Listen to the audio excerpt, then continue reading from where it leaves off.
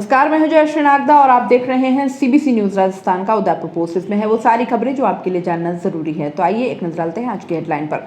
वीरा गांव के 20 आदिवासी किसानों ने छोटे पत्थरों और प्लास्टिक से बना दी नहर। बिना मोटर 1.5 किलोमीटर दूर खेतों तक ले आए पानी। गला घोटकर शव घर में ही दफनाकर भागे बेटों को पकड़ ही लिया पुलिस ने। शराबी पिता को मारकर भाग गए गुजरात। बल्लभनगर उपचुनाव चुनौती, उसी अनुरूप बना रहे रणनीति। पेट्रोल डीजल और महंगाई को कम करने की कोशिश कर रही है केंद्र सरकार, कहना है मेघवाल का। सिलेंडर 10 दिन में 75 रुपए महंगा, अब 800 में मिलेगा। कमर्शियल सिलेंडर 9 रुपए 50 पैसे सस्ता।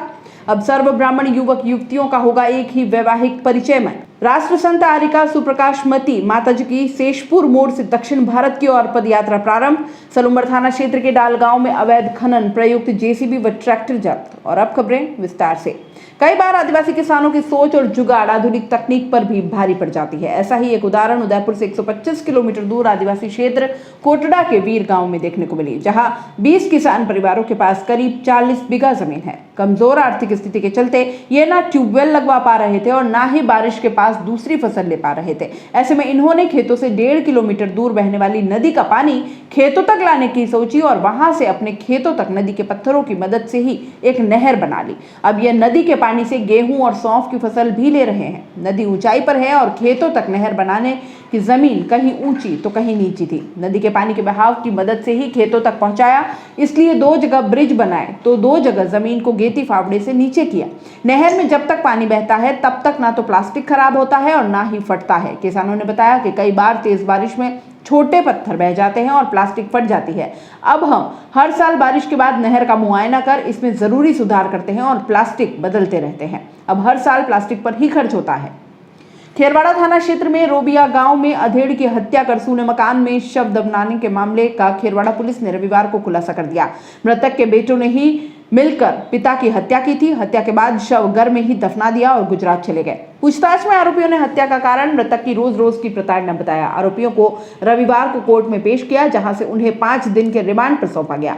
इनमें एक बाल अपचारिका है जिसे बाल संरक्षण गृह भेज दिया गया है। जानकारी के अनुसार 11 फरवरी को रोबिया गांव के एक सूने मकान में शव गड़े होने की सूचना पर खेरवाड़ा पुलिस मौके पर पहुंची और एफएसएल टीम की सहायता से सूने मकान के अंदर जमीन को खोदकर मृतक भगू उर्फ शंकर पुत्र रूप सिंह आहारी के शव को बाहर निकाला। शव का पोस्टमार्टम करवाकर परिजनों को सौंप दिया गया था। वहीं भगू की हत्या के मामले में खेरवाड़ा थानाधिकारी Shyam Singh, ASI Mahendra Singh Chavda, head constable Mukesh Kumar, constable Dalchand, Rakesh, Sandeep और महिला कांस्टेबल सुशीला मय जाप्ता की टीम गठित कर आरोपियों की तलाश में दबिश दी गई। इस दौरान पुलिस ने शनिवार को गुजरात के मांडली बीजापुर में दबिश देकर मृतक के परिवार के सदस्यों को पकड़ा और खेरवाड़ा थाने लाकर पूछताछ की, जिसमें उन्होंने हत्या करना स्वीकार किया।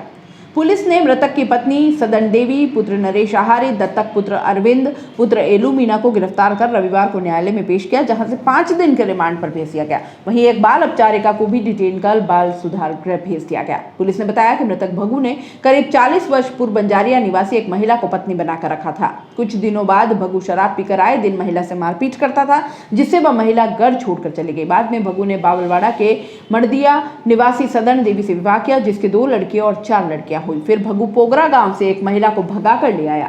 इस दौरान यह महिला अपने साथ 2 लड़कियां और एक लड़का अरविंद को लेकर भगू के साथ रहने लगी। इस दौरान भगू आए दिन शराब पीकर बच्चों और पत्नी से झगड़ा और मारपीट करता था, जिससे तंग आकर अरविंद की मां अपने तीनों बच्चों को भगू के पास छोड़कर गुजरात में चली गई। वहीं अरविंद के कोई वारिस नहीं रहने से उसे पोगरा और रोबिया में कोई घर और जमीन नहीं मिली। वहीं इस बीच भगू एक महिला को और भगा लाया, लेकिन वह महिला भी भगू की प्रताड़ना से बचने के लिए घर से भाग गई। दूसरी ओर भगू की पहली पत्नी की 3 लड़कियां और दूसरी पत्नी की 2 लड़कियों ने गुजरात में प्रेम विवाह कर लिया। वहीं एक बार भगू ने परिवार को भगाने की नीयत से गुजरात के मांडली और रोबिया के घर में आग लगाई थी, जिससे कई दस्तावेज भी जल गए। भगू के आए दिन परिवार वालों को प्रताड़ित करने के चलते 18 नवंबर 2020 की रात को अरविंद और नरेश ने मिलकर भगू की रस्सी से गला घोंटकर हत्या कर दी। सदन देवी के साथ मिलकर भगू के शव को घर में ही गड्ढा खोदकर दफना दिया गया। फिर सभी गुजरात भाग गए। पुलिस के अनुसार भगू का एक पुत्र अपंग है। इस दौरान सदन देवी और उसके पुत्र गुजरात में मजदूरी कर अपना गुजर बसर कर रहे थे तथा अपंग पुत्र की भी सेवा कर रहे थे।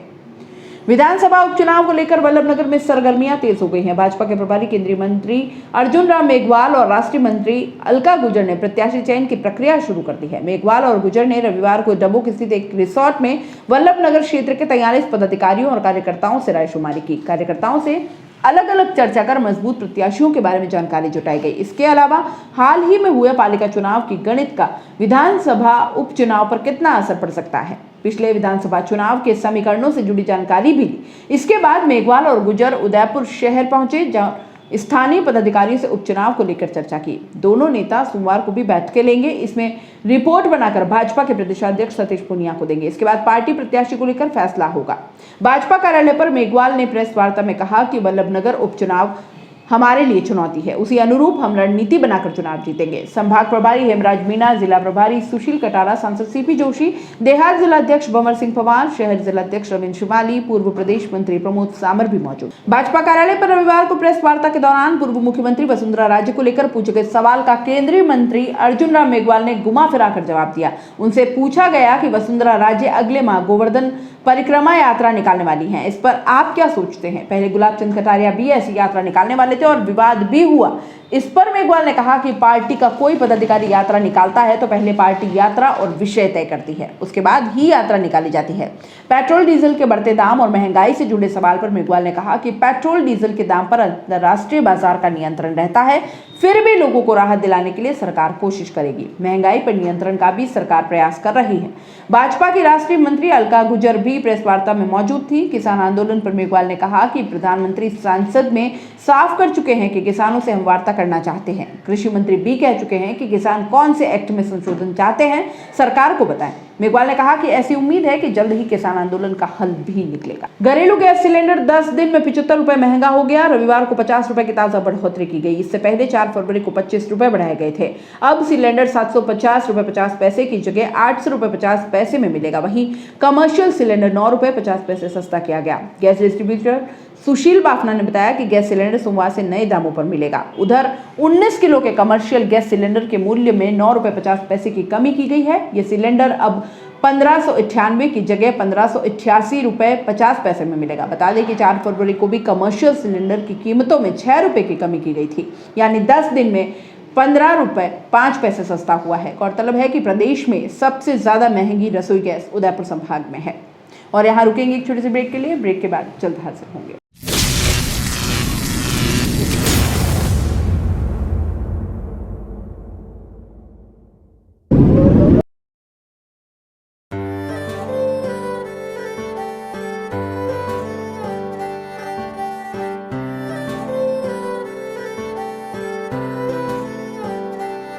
मारे आंगणे की तू है लाडली, मारे बगिया की तू है एक कली। मारे आंगणे की तू है लाडली, मारे बगिया की तू है एक कली। जद छोड़ के तू जाएगी हमें लाडो, याद तेरी घनी आएगी।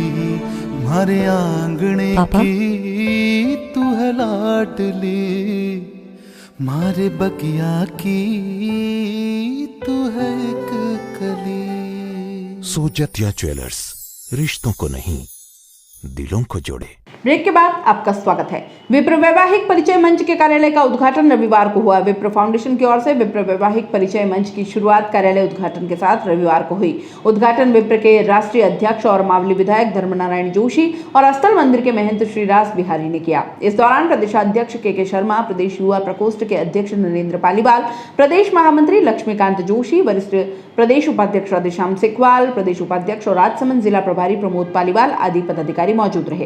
कार्यक्रम में मिनारिया, पालीवाल, गुजरगौड़, आदिगौड़, नागदा, पुष्करना आदि समाज के पदाधिकारी भी मौजूद रहे। बता दें कि वैवाहिक मंच की स्थापना के लिए 26 जनवरी को बैठक में फैसला लिया गया था, जिसमें परिचय सम्मेलन के लिए मंच स्थापित करने के लिए अलग कार्यालय और वेबसाइट को लेकर सहमति बनी थी, जहां समाज के युवक युवतियों की सहायता के लिए ऑनलाइन रिकॉर्ड भी रहेगा।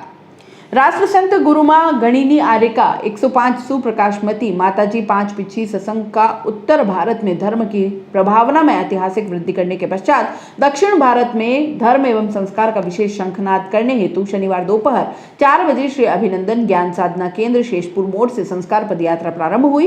प्रवक्ता अनिल स्वर्णकार ने बताया कि शेषपुर मोड़ से विहार प्रारंभ कर सुप्रकाशमती माताजी का शाम 5 बजे जलारा में मंगल प्रवेश हुआ। जलारा में मंगल प्रवेश पर आर्यका सुप्रकाशमती माता संघ का सेठ मदन लाल तेजपाल करमेरा, बसंतलाल धूल चंजकरावत, बसंतीलाल हुक्मीचंद खेड़ावत सहित समाजजनों ने मंगल अगवानी की। आर्यका सुप्रकाशमती माताजी का आचार्य अभिनंदन तीर्थ धाम शेषपुर त्रिमूर्ति मोड़ से संस्कार पदयात्रा जल्लारा जिताना, अंदेश्वर, पार्श्वनाथ, मांगी तुंगी, मालेगांव होते हुए दक्षिण भारत स्थित कर्नाटक में पहुंचेगी। संस्कार पदयात्रा के माध्यम से गांव-गांव, शहर-शहर धार्मिक आयोजनों के माध्यम से धर्म संस्कारों का बीजारोपण होगा। आदि ब्रह्मा आदिनाथ फाउंडेशन के बैनर का विमोचन हुआ। बिहार से पूर्व अभिनंदन साधना केंद्र क्षेत्र पर आदि ब्रह्मा आदिनाथ फाउंडेशन के बैनर का विमोचन जैन समाज के गणमान्य समाजजनों ने किया। संस्था निदेशक अनिल स्वर्णकार ने संस्था के धार्मिक एवं समाज सेवा कार्यों की जानकारी दी। सरोवर थाना क्षेत्र के डाल गांव में अवैध रूप से खनन कर परिवहन करते हुए एक जेसीबी और ट्रैक्टर को जब्त किया गया। पुलिस वृत्ताधिकारी सुधा पालावत के नेतृत्व में थानाधिकारी हनुमंत सिंह सोड़ा मय जाप्ता ने डाल गांव अंतर्गत खेत में अवैध रूप से पत्थर की खुदाई करने तथा ट्रैक्टर से परिवहन करते हुए मौके से जेसीबी मशीन एवं ट्रैक्टर मय ट्रॉली जिसमें करीब 4 टन पत्थर भरा हुआ था मौके से जब्त किया।